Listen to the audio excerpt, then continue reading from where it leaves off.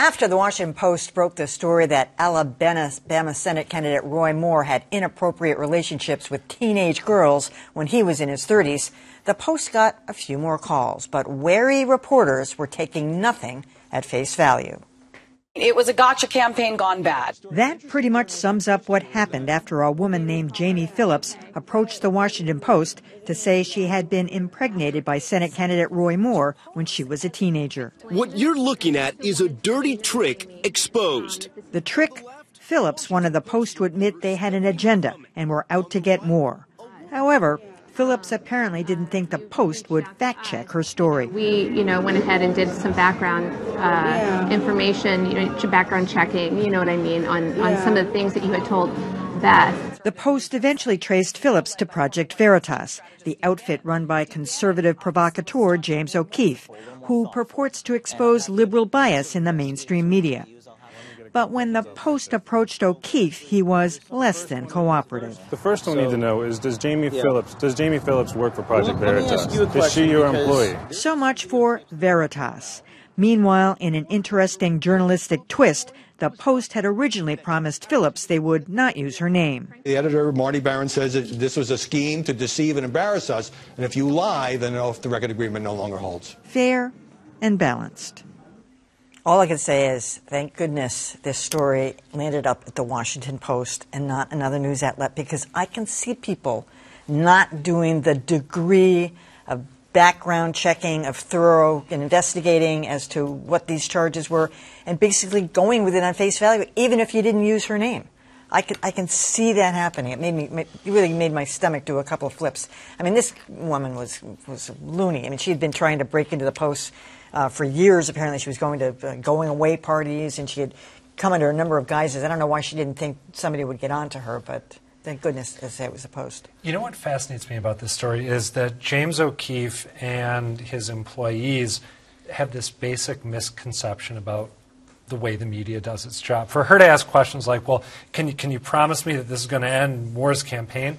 It's not how we operate, and they simply don't understand that. It's kind of amazing that James O'Keefe has been, had the mainstream media in his sights as an enemy for years and hasn't grasped that basic fact. Well, and she was terrible at what she was doing, by the way. Oh, the worst was when she put a GoFundMe page up that said, I'm going to hurt the mainstream media, like Rule 1. But, they have been successful in some of their sting operations. Acorn and then the Planned Parenthood I thought it was, too. That was really damaging to Planned Parenthood. That was where he sat, someone sat across the table. Selling the body parts. Selling the body parts, and they were, drinking wine and eating salad at a restaurant while it was happening. So, the mainstream media, unlike these other organizations, the Washington Post knows to be wary, knows trust but verify. I hope other organizations would have behaved the same way.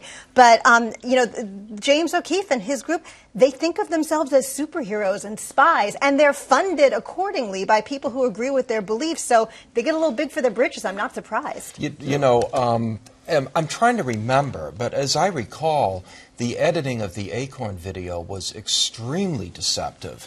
On the other hand, they did get Planned Parenthood dead to rights. That was kind of a pretty embarrassing moment for Planned Parenthood. To pick up on Adam's point about they seem to think it's going to be easy. We're just going to walk in and talk to these people, and they're going to just start spewing liberal bias all over the place. I remember an interview that David Farenthold of the Washington Post did after his amazing Trump coverage last year, but before he won the Pulitzer. And he was asked, do you feel like it was all for naught because Trump won? And he said, no. You report the news, get the information out, and then you just have to let the voters decide.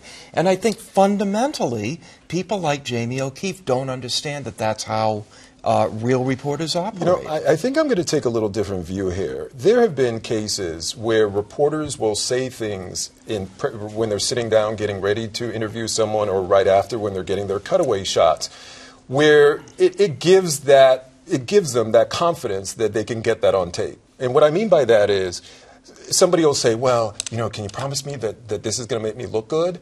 And I've heard some reporters say, "Oh yeah, this is going to make you look good." And they say it. They don't mean it. They're going to go. They're going to chop it up. They're going to do whatever. But they just say what they need to say in the moment to make the person feel comfortable. And that happens a lot. That's true. It's not right. But I've seen it happen time and time again, especially when I was in local news. And so those are the kinds of things where there's no meaning behind it. You're just trying to make the interviewee feel very comfortable. You tell them that. If someone is rolling on that stuff, and I'm sure back when I first got into the business, I said, "Oh yeah, we're going to be fine. We're going to take care of this, or whatever." And if I saw that on tape now, it would appear that I was telling them that, "Yeah, we're going to do this to help you out," or whatever it may be. Well, there's that fundamental challenge with the journalism and the source, that great Janet Malcolm book, The Journalist and the Murderer, about the ever flawed relationship between journalist and source, because the journalist is going to take a friendly posture to get the source to open up, and the source always has to be wary and seldom is. You want to put them at ease, and I've had people say, only pick out the good bits, and we'll say, we'll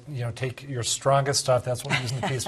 But I feel like that is different than saying, yes, the information that you're sharing with us will achieve an end related to the person who you're sharing information about. That is taking it to another level. Your point is well taken, but this is an assumption that we go far beyond. There's going to be an outcome. Yeah. Yeah.